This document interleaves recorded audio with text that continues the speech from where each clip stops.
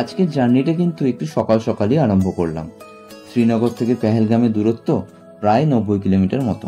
আর সেখানে পৌঁছে site seeing এর জন্য আমাদের আবারও গাড়ি ভাড়া করতে হবে, তাই যত দ্রুত পৌঁছানো যায় ততই ভালো।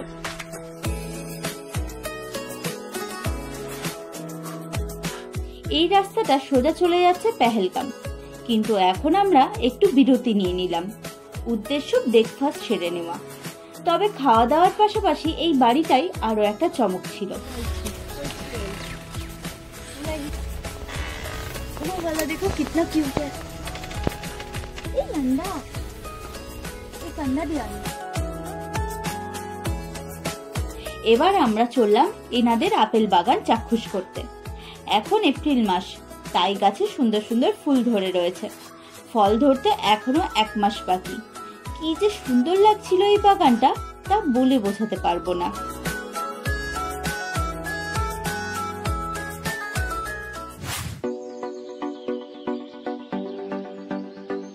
শ্রীনগর থেকে পেহেলগাম যাওয়ার পথে এরকম অজস্র আপেল বাগান চোখে পড়বে।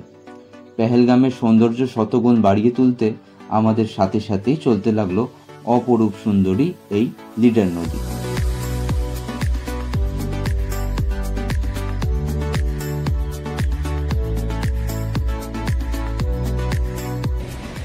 আমরা পেহেলগাঁও যাওয়ার পথে একটা সেলফি পয়েন্ট পেয়েছি, সেখানে দাঁড়ালাম।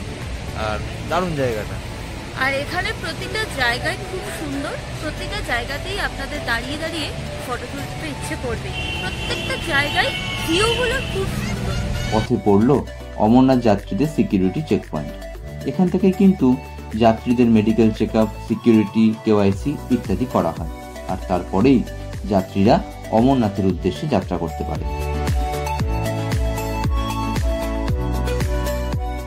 পৌঁছলাম পেহেলগাম কার পার্কিং এরিয়াতে। এখানে একটা ব্যাপারে বেশ স্বস্তি বোধ হলো, যেখানে আর অন্য স্পটগুলোর মতো বার্গেনিং করতে হবে না। Already government approve rate chart দেওয়া আছে। আপনাদের পছন্দসই গাড়ি ন্যায্য মূল্যে এখান থেকে বুকিং করতে পারবেন। আমরা দুজন তাই একটা ইকো ভাড়া করে নিলাম। ভাড়া পড়লো 2200 টাকা। আমরা এবার পেহেলগাম পৌঁছে গেছি, তো এখান থেকে আমরা ইকো ভাড়া করে নিলাম। এখান থেকে আমরা এবার যাব आड़ू वैली, चंदनबाड़ी और बेदाबाड़ी। पहला स्पॉट क्या है? पहला स्पॉट हम जा रहे हैं आड़ू वैली पहले जा रहे हैं। ठीक है हाँ जी। इधर आपको एंट्री फी क्या देनी पड़ेगी? 50 रुपीज। 50 रुपीज। ओके। एक का 25 देना पड़ेगा, एक का आज दोनों का 50। ठीक है ठीक है।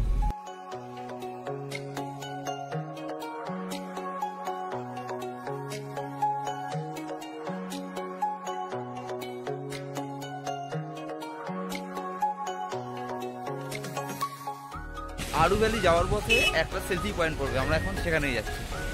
ব্যাপক জায়গাটা, দারুণ খুব সুন্দর। এখান দিয়ে লিটন নদী বয়ে যাচ্ছে, আর ঠিক লিটন নদীর ওপরে একটা ছোট্ট মতো ব্রিজ করা আছে, সেখান থেকে সবাই ফটো তুলছে।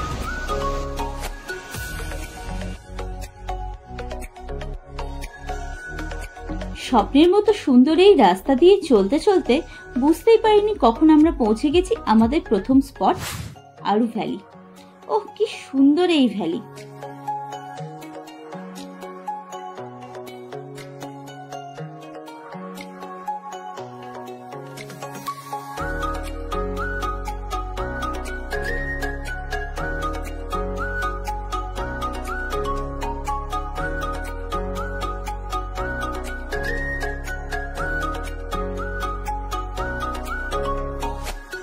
আড়ু ভ্যালিতে কিন্তু ঘোরার জন্য আরো 6টি স্পট আছে, এবং সেগুলো ঘুরতে হবে এই পনি অথবা ঘোড়ার পিঠে চড়ে। আর চোখে পড়লো অজস্র কাশ্মীরি দ্রব্যের দোকান।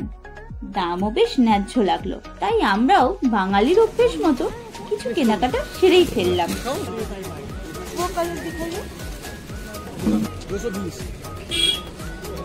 আচ্ছা है नहीं?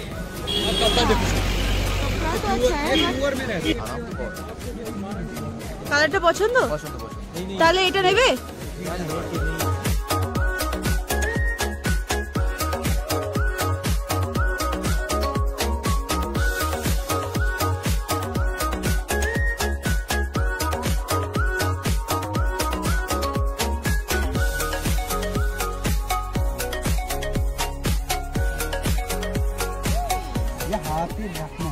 हाथ पे रखना है खाली। हाथ पे रखना है। अरे। वो इधर नहीं, उसके पास बैठा नहीं, इधर है।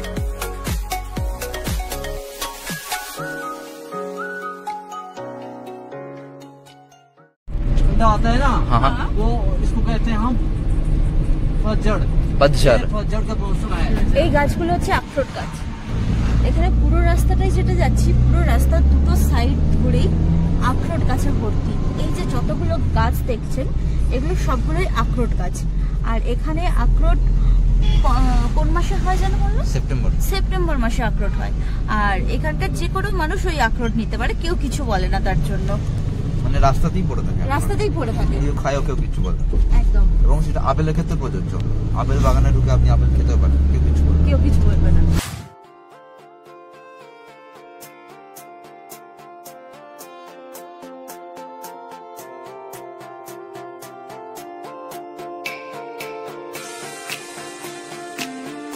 আমরা এখন আছি বেতাব ভ্যালিতে। তো এই বেতাব ভ্যালিতে ঢোকার জন্য 100 টাকা করে টিকিট পার পার্সন হিসেবে কাটতে হয়। তো এখানে বেতাব ভ্যালি নামের একটা কারণ আছে। কারণ হচ্ছে এখানে সানি দেওয়ালের যে ফেমাস সিনেমাটা বেতাব, এখানে শুট করা হয়েছিল। আর তারপর থেকে এই জায়গাটার নাম বেতাব ভ্যালি হয়ে গেছে। তো এই কারণে এটা ফেমাস আর অসাধারণ জায়গা একটা। খুব সুন্দর জায়গা, খুব সুন্দর। এখন অ্যাকচুয়ালি ওই ওরা বলছে যে পাতঝাড় কা মৌসুম, মানে শীতকাল যেহেতু গেছে, কোনো গাছে পাতা নেই, কিন্তু একটা শুকনো অবস্থাতে গাছগুলো একটা অসাধারণ সৌন্দর্য লাগে।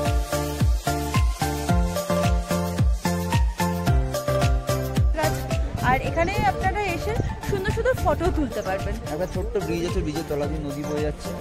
অসম প্লেস, দারুণ ভিউ, দারুণ view। একদম একদম।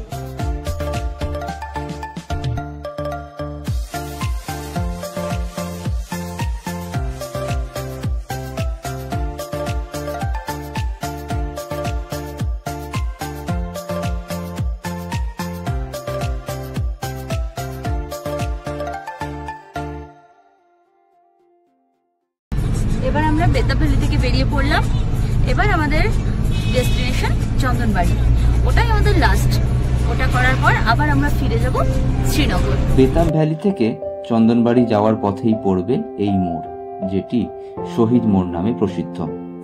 এখানে আইটিবিপির 8 জন জওয়ান শহীদ হন এবং তাদের নামও এই পাহাড়ের গায়ে লেখা আছে।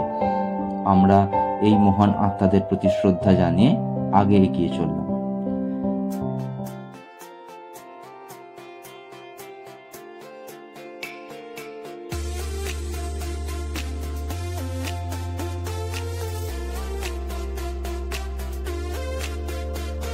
চন্দনবাড়ি প্রবেশের পূর্বেই পড়ল অমরনাথ যাওয়ার শেষ চেকপোস্ট। এখান থেকেই যাত্রীরা কেউ পায়ে হেঁটে, কেউ বা পালকিতে, আবার কেউ কেউ ঘোড়ায় চড়ে যাত্রা করেন অমরনাথের উদ্দেশ্যে।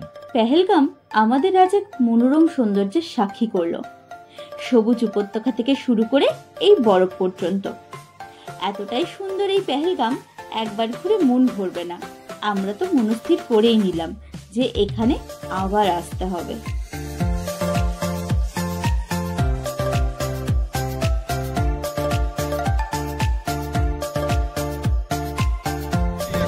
হাওয়াটা এবার দেখো, বাপরে বাপ, পুরো বরফে ভরা। দুটো সাইড পুরো বরফ, রাস্তার মাঝখানে দাঁড়িয়ে আর প্রচন্ড পরিমাণে হাওয়া দিচ্ছে, জাস্ট যাওয়া যাচ্ছে না। শুধু এটা থেকে বেরোতে পারলে এবার পাচ্ছি। কিন্তু দারুণ জায়গা, দারুণ, খুব সুন্দর।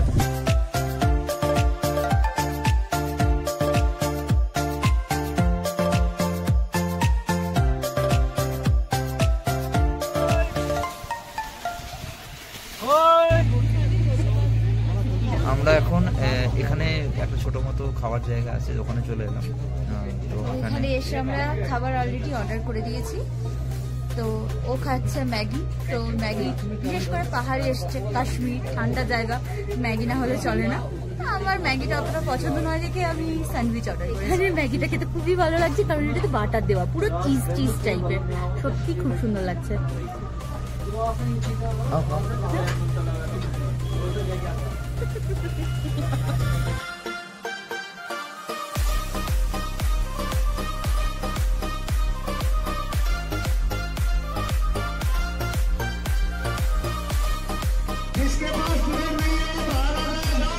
পুরো আড়াইটে বাজলো, ফাইনালি আড়াইটে বাজলো, 1 ঘন্টা লাগলো পুরো লাইন। এবার আমরা উঠবো।